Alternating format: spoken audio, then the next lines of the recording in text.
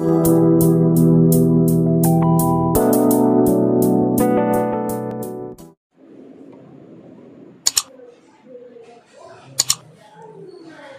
बेटा देखिए, इस क्वेश्चन में पहले तो ये दिया गया है कि draw the ray diagram of astronomical telescope for the final image formed at the इनफाइनाइटी।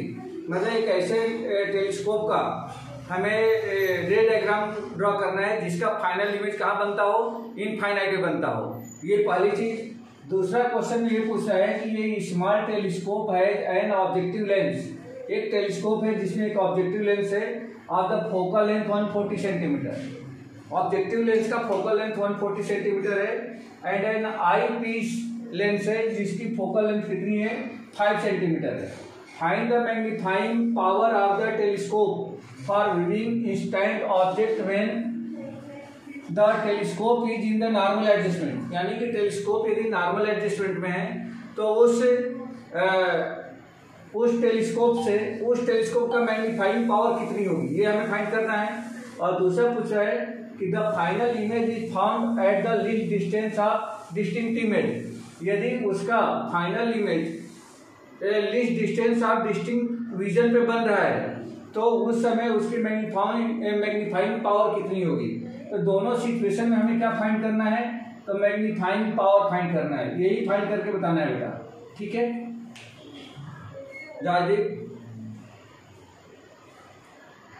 Yes. हाँ, तो इसका फर्स्ट वाला देख लेते हैं, फिर फर्स्ट को रॉप करके सेकंड वाला न्यूमेरिकल हम लोग करेंगे। तो सॉल्यूशन फर्स्ट का सॉल्यूशन क्या बता है, क्वेश्चन क्या है कि draw the ray diagram of the astronomical telescope for the final image formed at the infinity. Infinite पे बनने वाले या उसका जो फाइनल इमेज है अगर इनफाइनाइट बने उस समय टेलीस्कोप का हमें रे डायग्राम बनाना है, ठीक है। तो जैसे मान लीजिए कि ये जो है क्या है, ऑब्जेक्ट लेंस है। ये इसकी प्रिंसिपल एक्सिस है। ये ऑब्जेक्ट लेंस है जिसको LO से रिप्रेजेंट कर सकते हैं। और दूसरा जो हमारा आई लेंस होगा, आई लेंस यहाँ पे हमने बना दिया, ये आई लेंस है LE या आई पीस, इस तरह से इसको हम लोग बोलते हैं। ये इसका क्या है, ऑप्टिकल सेंटर है C1, इसका ये ऑप्टिकल सेंटर C2। ऑब्जेक्ट को हमें कहाँ रखना रहता है, हमेशा ऑब्जेक्ट लेंस के लेफ्ट साइड में। तो ऑब्जेक्ट लेंस के लेफ्ट साइड में आपने यहाँ पे ऑब्जेक्ट को पोस्ट कर दिया है। ये ऑब्जेक्ट है यहाँ पे। अब इससे जो भी इमेज जो फॉर्म होगी तो इस ऑब्जेक्ट का इस लेंस के द्वारा जो इमेज फॉर्म होगी वह इमेज आई लेंस के लिए क्या बनेगा, ऑब्जेक्ट का काम करेगा। मतलब इसके द्वारा इसका बना हुआ इमेज इसके लिए ऑब्जेक्ट का काम करेगा। तो हमें देखना है कि वह ऑब्जेक्ट कहाँ बनेगा। यदि मान लीजिए कि कोई भी ऑब्जेक्ट कहाँ पे रखा जाए जिससे कि उसकी इमेज कहाँ बने, इनफाइनाइट पे बने, तो इसका मतलब ये हो गया कि जब ऑब्जेक्ट को हम फोकस पे रखते हैं लेंस के सामने तो उस ऑब्जेक्ट की जो इमेज बनती है वो कहाँ बनती है, इनफाइनाइट पे बनती है। तो इसका मतलब ये हो गया कि इसका जो इमेज है वह इसके फोकस पे बनना चाहिए। तो जैसे अगर मान लेते हैं कि इसका फोकस यहाँ पे है, ये F है, तो इसकी इमेज कहाँ बननी चाहिए, इसके फोकस से बननी चाहिए। और जैसे मान लो कि अगर प्रिंसिपल एक्सिस के पैरेलल कोई रे यहाँ से जाती है या ये प्रिंसिपल एक्सिस के पैरेलल रे गई तो ये कहाँ से पास करेगी, ये प्रिंसिपल एक्सिस के पैरेलल गई तो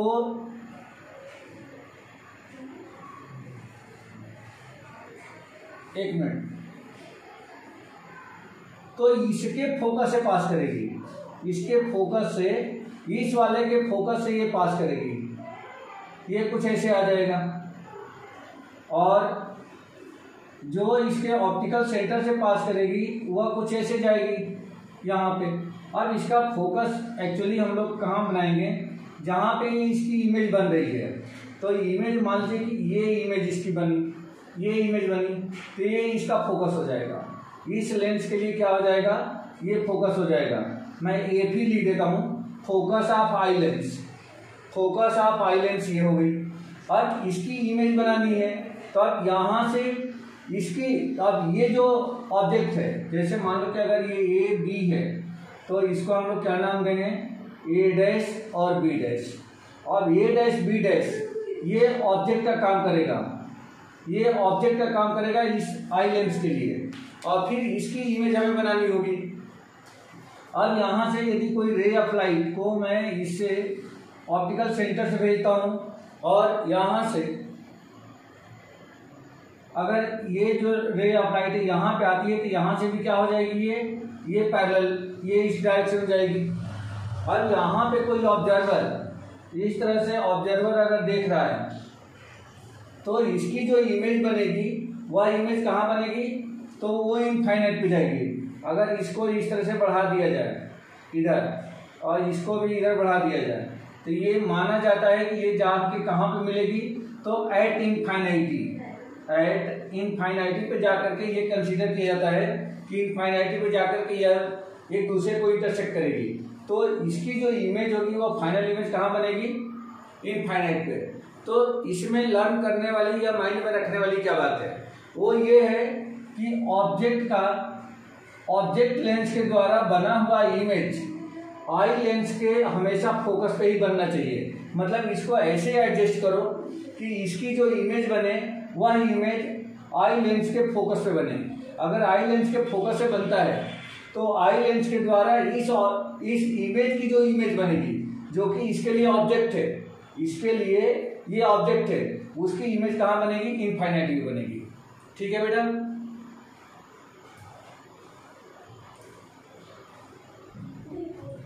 ये है एस्ट्रोनॉमिकल, सेकंड वाले में सर एरो बना दीजिए। हाँ एक minute, astronomical telescope final image at infinity. हाँ क्या बोले थे राजदीप, एक बार और बोलिए। सेकंड वाले में एरो बना दीजिए सर, ये डायग्राम गलत हो जाए।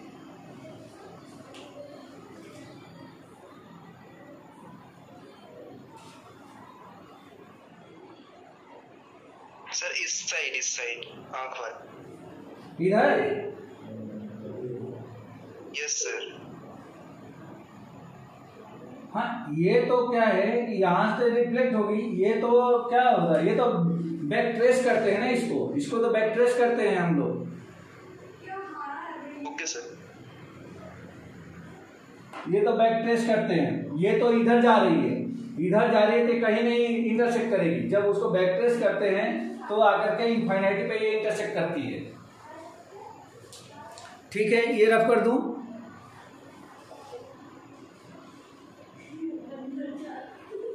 ये रफ कर दूं। अब सेकंड वाला क्वेश्चन जो न्यूमेरिकल है इसको देखते हैं हम लोग।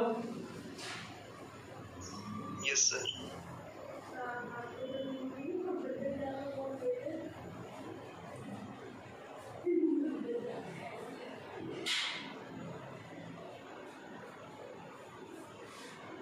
इसका सेकंड पार्ट देखिए। सेकंड पार्ट बी लिख लेते हैं इसको, बी, ये डी है ना, इसको सब डी।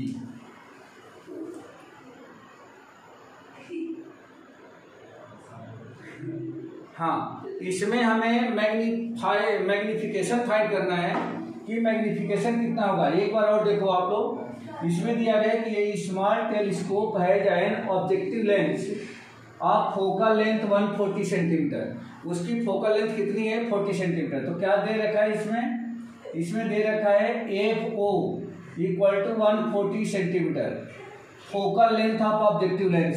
ये पहली चीज दे रखी है। दूसरा, जो आई पीस का जो फोकल लेंथ है वो दे रखा है कितना, 5 सेंटीमीटर। तो आई पीस का फोकल लेंथ यानी कि AP ये दे रखा है 5 सेंटीमीटर का, ये दे रखा है। और फाइनल इमेज कहाँ बननी है इसकी, the telescope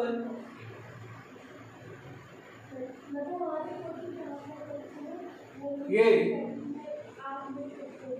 the telescope is in the normal adjustment length of eyepiece of the telescope for viewing instant object when the telescope in the normal adjustment.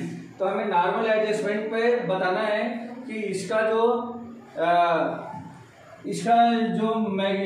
Magnification होगा वह कितना होगा, ये हमें बताना है बेटा।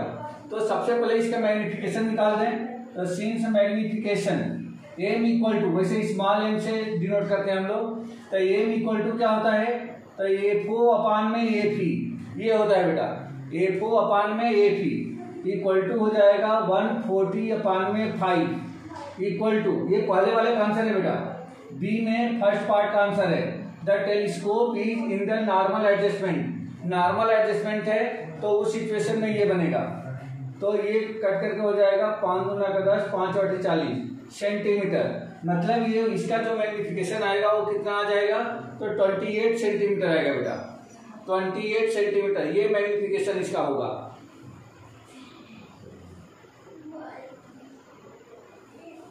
एक आंसर ये हो गया। अब इसका दूसरा क्वेश्चन कर रहे हैं कि the final image is found at the least distance of distinct image. अगर उसका final image least distance of distinct vision, least distance of distinct vision वो कितना होता है, तो वो होता है 25 सेंटीमीटर। अगर उस पर बनता है तब कितना होगा, इसका हमें फाइंड करके बताना है। इसका सेकेंड पार्ट देखो बेटा, इसका जो final image eight D, final image eight D, D का मतलब क्या हुआ, तो ये है least distance of, least distance of distinct vision, ये कितना होता है, तो ये होता है 25 सेंटीमीटर, यह 25 सेंटीमीटर बराबर होता है। अगर इस पे अगर बनता है तब उस सिचुएशन में जो इसका मैग्निफिकेशन होता है एम इक्वल टू, ये फार्मूला होता है एफ ओ अपान में एफ ई इंटू 1 प्लस,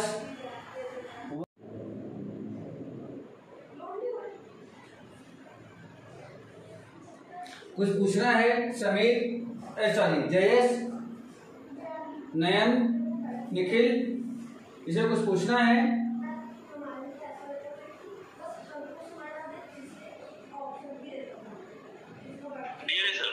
ठीक है बेटा, अब जरा मोबाइल दे रहे 1 मिनट, उसका पीडीएफ खोल के वो क्वेश्चन पेपर का, अरे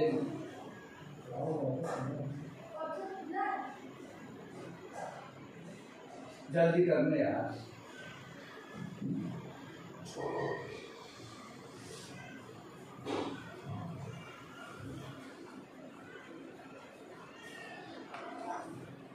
क्वेश्चन नंबर 9,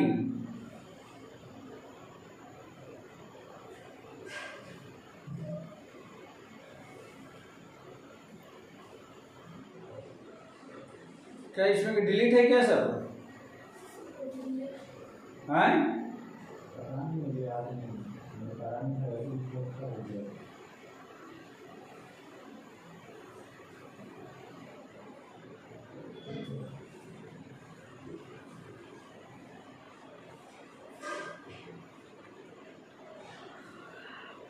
लो, हाँ बेटा क्वेश्चन नंबर 9 देखिए, इसमें दिया गया है what is the kinetic energy in electron volt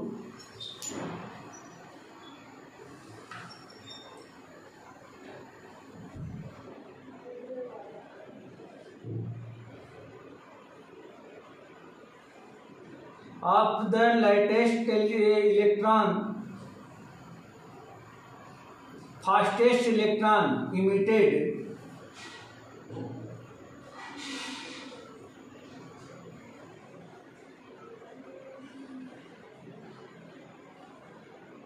on the surface। ये पहला क्वेश्चन है, what is the kinetic energy in electron volt of the fastest electron emitted on the surface।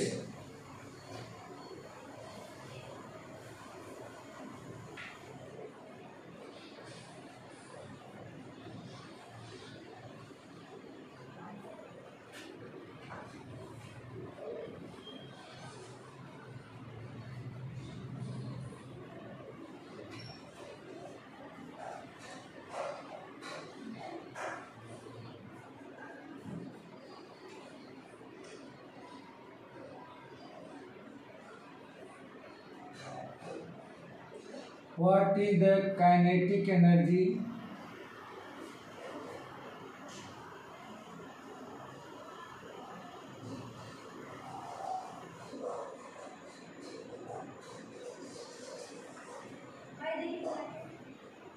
in electron volt of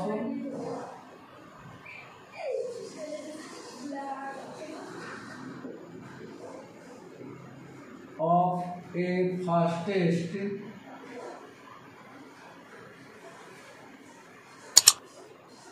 electrons emitted.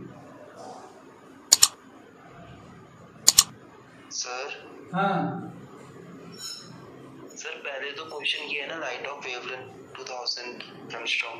क्या है?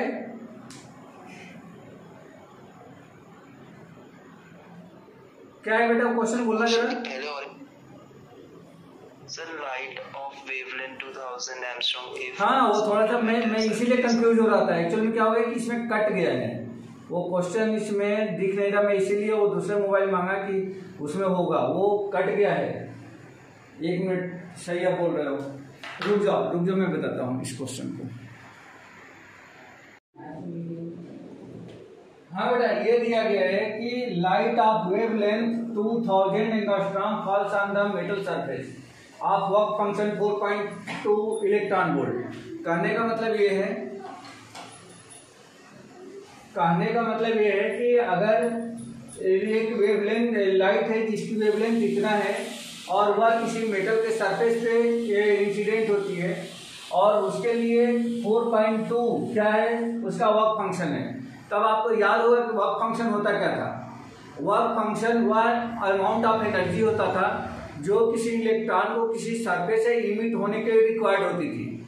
मतलब यदि कोई ray of light किसी metal surface पर इंसिडेंट होती है तो उस इलेक्ट्रॉन को वहां से इमिट होने के लिए जितनी एनर्जी की जरूरत पड़ती है उसको हम लोग बोलते हैं work function.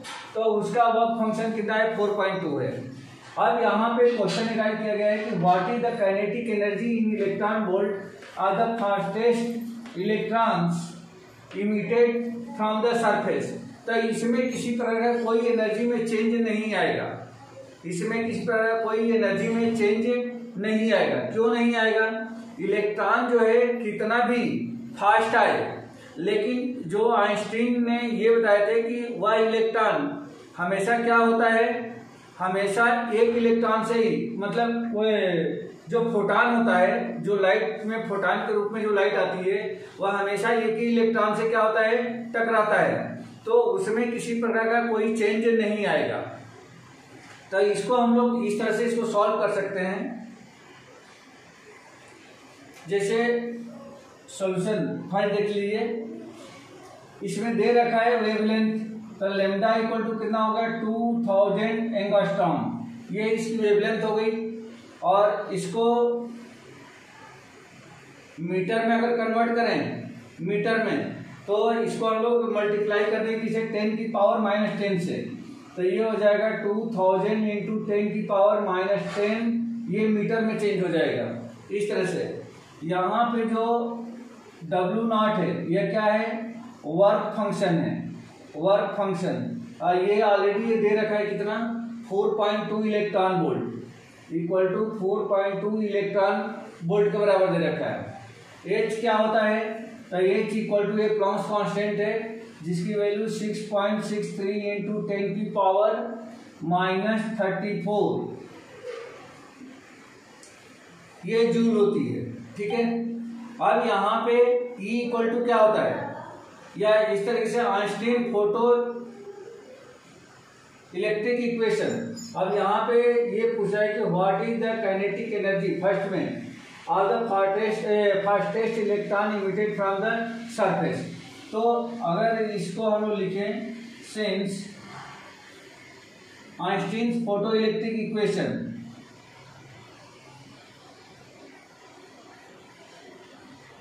Einstein photoelectric equation,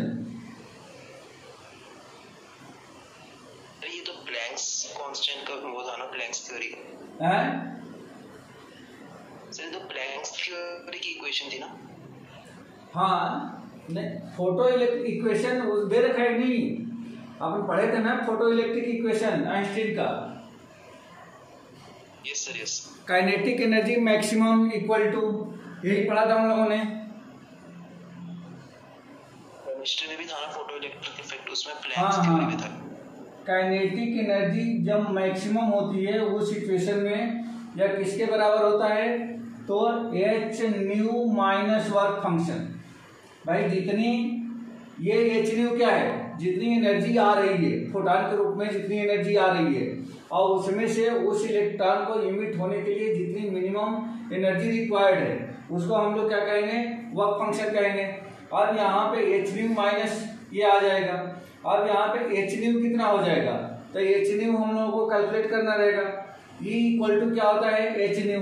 यहाँ देख लो बेटा, सिंस E इक्वल टू होता है एच न्यू, तो यहाँ पे न्यू को हम लोग क्या लिखेंगे, C अपॉन लेम्डा। या आप जानते हैं सिंस C इक्वल टू कितना होता है, C equal to nu into में लेम्डा, तो देयरफॉर न्यू इक्वल टू क्या हो जाएगा, C अपॉन में लेम्डा। अब यहाँ पे अगर मैं रख दूं तो ये हो जाएगा एच इंटू न्यू के प्लेस पे C अपॉन में लेम्डा माइनस वर्क फंक्शन। तो H की वैल्यू आप रख दो बेटा यहाँ पे, तो 6.63 इंटू 10 की पावर -3 इंटू और C, तो C तो क्या है, लाइट है, तो ये हो जाएगा 3 इंटू 10 की पावर 8 और अपान में लेम्डा, तो लेम्डा ऑलरेडी यहाँ पे दे रखा है कितना, 2000 इंटू 10 की पावर -10 और माइनस वर्क फंक्शन, तो वर्क फंक्शन ऑलरेडी कितना है अपना 4.2 इलेक्ट्रॉन वोल्ट ये दे रखा है। अब इसको अगर सिंप्लीफाई कर दिया जाए तो सिंप्लीफाई करने के बाद देखो बेटा ऑलरेडी ये 3 जीरो इसमें है और ये 3 जीरो, ये हो जाएगा 5 और इसमें से निकल जाएगा तो ये 7, इस वजह से कैंसिल कर लें, कैलकुलेट करके देख लेना, ये शायद 2 इलेक्ट्रॉन वोल्ट आ जाएगा आपका, 2 इलेक्ट्रॉन वोल्ट, 2 इलेक्ट्रॉन वोल्ट के आसपास आएगा ये, ठीक है। एक बार कैलकुलेशन कर ही लेते हैं ना अपन, 6.63 इंटू, देखो ये 10 की पावर 3 और ये 10 की पावर 8, ये हो जाएगा आपका 3 इंटू में 10 की पावर 7 हो गया, अपान में ये हो जाएगा 2 इंटू 10 की पावर 3 इंटू में ये 10 की पावर -10, अब ये कितना हो जाएगा 2 से, अच्छा एक मिनट इसे रख दो, इसका मल्टीप्लाई कर दो तो 3 तिया 9, 3 छक 18, 3 छक 18 1 19, ये इतना हो जाएगा इंटू में इससे ये कट करके कितना हो गया 4 हो गया और फिर ये बन जाएगा कितना अपान में 2 इंटू में 10 की पावर ये हो जाएगा 14,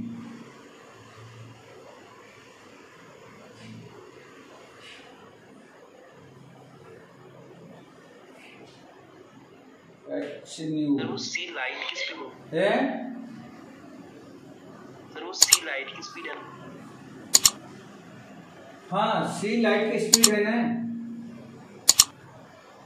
ओके सर।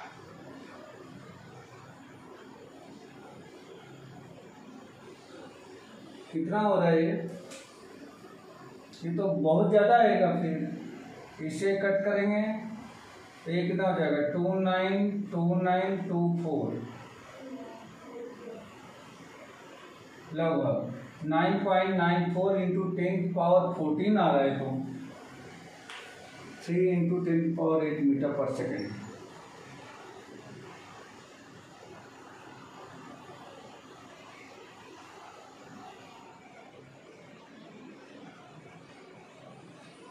-20 आएगा कहाँ पे बेटा, ये ऊपर ये 10 की पावर, सर वो हम करेंगे ना सर, 10 की पावर -20 है, ये 10 की पावर -20 आएगा, कैसे,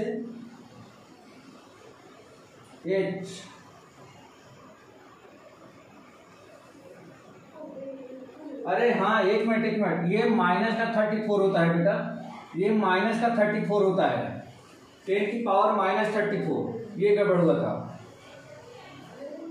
ये गड़बड़ हो गया यहाँ पे।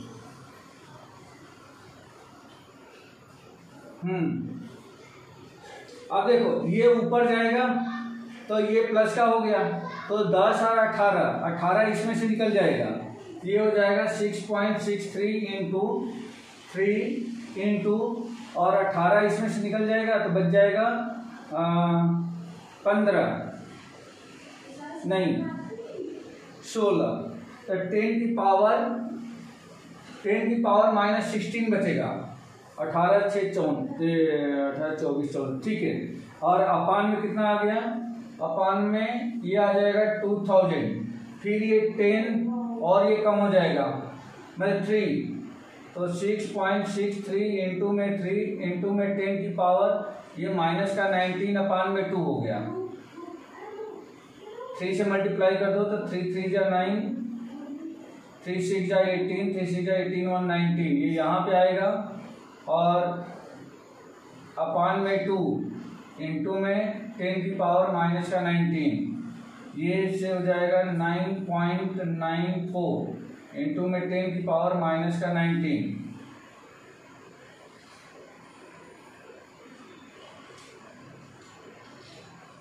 ट्वेंटी बोल रहे थे क्या, 20 आएगा क्या यहाँ पे?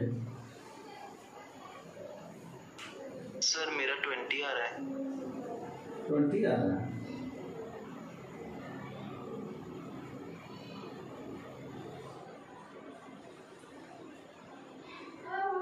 सर आप करिए, सर आप हैं? सर आप करिए, शायद मेरा ही गलत है। नहीं देखो 3 तो ये है 0, तो 3 इसमें से कम हो गए तो 7 इसमें जाकर के प्लस हो गए तो 15,